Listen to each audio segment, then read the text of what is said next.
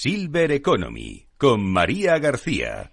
Si hay un país en el que se está bien a cualquier edad, ese es Finlandia. Le hablábamos al principio del programa de que está en los rankings de bienestar mundiales. Encabeza a menudo esos primeros puestos como, por su gran igualdad social o su brecha de género. Desde el otro lado del charco tenemos a Diego Bernardini, que es médico, es especialista en adultos, mayores, envejecimiento. Hola, Diego, muy buenas noches. ¿Qué tal, María? ¿Cómo te va? Buenas noches a ustedes, buenos días por acá. Eso, que estás al otro lado del charco y es otra franja horaria. Bueno, tú te has encargado de estudiar a fondo este país y titulas Finlandia, las 1000 maneras de una felicidad posible. ¿Por qué? Bueno, en realidad es muy interesante este concepto de cómo empieza a surgir ya desde hace unos años atrás el concepto de felicidad, ¿no? Y todavía me parece más interesante cuando, por ejemplo, se habla de un país como Finlandia en este caso. Esto, tiene que ver por estas últimas noticias que leímos ya hace unos días atrás, donde el Día Mundial o el Día Internacional de la Felicidad, que se celebra a inicios de marzo, mostró que en los rankings Sí. Finlandia nuevamente vuelve a encabezar por sexto año consecutivo, ¿no? Y bueno, me parece que si bien el concepto de felicidad es un poco aspiracional por momentos y es algo subjetivo, me parece que es interesante algunas enseñanzas que podemos tomar y poder replicar cada uno en nuestra cotidianeidad, ¿no? Y entre esas diferencias está la de felicidad y bienestar. Sí, eso me parece que es fundamental. Yo creo que a veces esos ganchos de marketing, como en el caso de la felicidad, como te decía, se convierten en un aspiracional que pueden tener un efecto contrario al que se busca, porque parecería ser que si uno no es feliz, está perdiendo el tiempo, se está perdiendo algo o es un tonto. Entonces, a mí la realidad me gusta en lo personal hablar un poquito más de bienestar, del bienestar, ¿no? Que tiene que ver con esa cotidianidad, con el disfrute de las pequeñas cosas, con entender nuestras limitaciones, pero también nuestras oportunidades, con de alguna manera poder pensar un propósito de vida, de poder pensar un bienestar en definitiva, en base a las posibilidades que cada uno tenemos. Y te doy un ejemplo muy rápido. A ver, Finlandia es una sociedad, sabemos, de las más equitativas y desarrolladas del mundo, Uh-huh. pero también sabemos que tiene ciertos aspectos, pongámoslo así, de entorno climático que a una persona que no está acostumbrada puede resultarle realmente pesado. Yo quisiera ver a una persona que de repente está acostumbrada a un clima mediterráneo, si se quiere, o a otro tipo de clima, ser expuesto a poca luz solar, como gran parte del año ocurre en Finlandia, y a temperaturas, por supuesto, gélidas, como también hay ahí. Yo creo que ahí el concepto de felicidad finlandés para una persona que no esté adaptada o que no esté cómoda con esas limitaciones climáticas no va a ser el mismo. Por eso me parece que es muy Sí. interesante hablar de bienestar más que de Uh-huh. felicidad. Es importante esa diferencia, sí. De hecho, me estabas recordando, yo visité Helsinki en julio y efectivamente estoy de acuerdo con tu afirmación porque me pareció un poco depresivo en un mes de verano. También has estudiado la economía de la longevidad, a lo que nos dedicamos aquí cada martes, y dices que es el mayor mercado emergente, pero también con muchísimas posibilidades de riesgo. ¿Cuáles son esas posibilidades? Mira, completamente. A ver, yo creo que, y lo del mercado emergente no solo lo digo yo, sino que en realidad surge a partir de un estudio de la consultora internacional McKinsey, si mal no recuerdo, del año 2018-2017.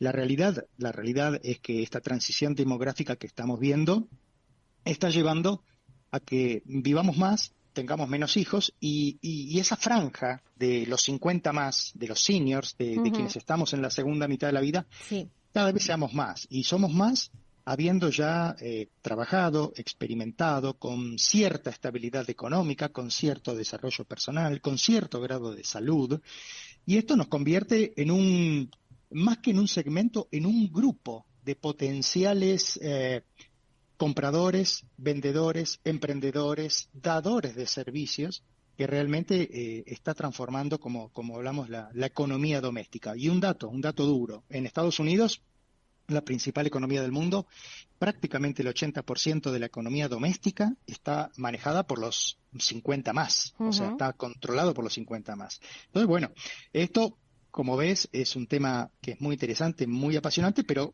riesgos. Y riesgos son, primero, que es un fenómeno nuevo. Y como todo fenómeno nuevo, bueno, hay que observarlo, hay que ver cuáles son las tendencias, cuáles son las proyecciones.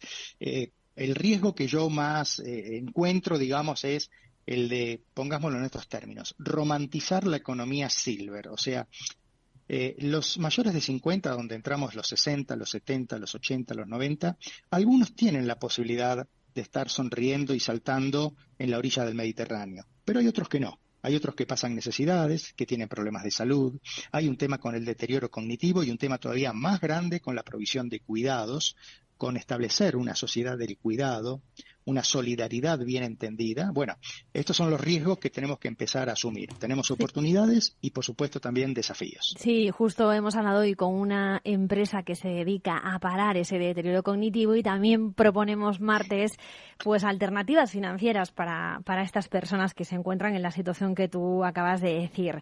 Por eso destacas que muchas veces todo lo que brilla no es plateado, ¿no? ¿Cuál es la realidad de muchas personas mayores ahí donde tú te encuentras, en Argentina? Porque aquí en España pues hablamos todos los martes de ello, así que hoy me gustaría que retratases más ese perfil argentino. Mira, si me permitís, te voy a dar un perfil inclusive más regional, porque si bien es cierto, yo soy argentino, en este momento estoy viviendo en Ciudad de México, pero mi trabajo lo desarrollo a nivel regional, incluyendo, digamos, todo lo que es Iberoamérica. Justamente ahora estoy viajando a Ecuador, estoy viajando a Colombia, estuve en Uruguay. Bueno, mira, acá la realidad es la siguiente. Y esto es un tema muy interesante, porque el estado de bienestar europeo no es replicable a la realidad de América Latina, ni así la situación económica que tienen, por ejemplo, los baby boomers norteamericanos. Aquí en América Latina vos tenés un grupo de países que tienen mucha tradición en protección social. Esto significa pensiones. Y esto es Argentina, Chile y Uruguay.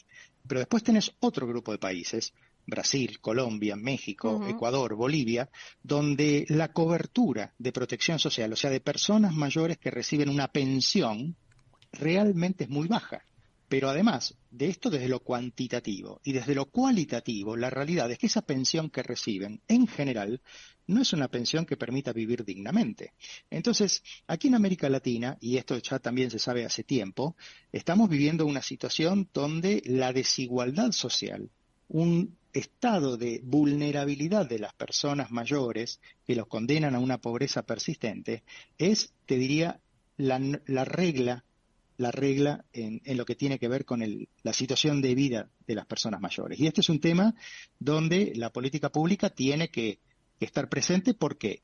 Porque el proceso de envejecimiento que a Europa le llevó un promedio de 100 años, donde además de desarrollarse como países, como región, consolidar las instituciones, ya te digo, de protección social, aquí en América Latina ese periodo de 100 años va a ocurrir en apenas un tercio.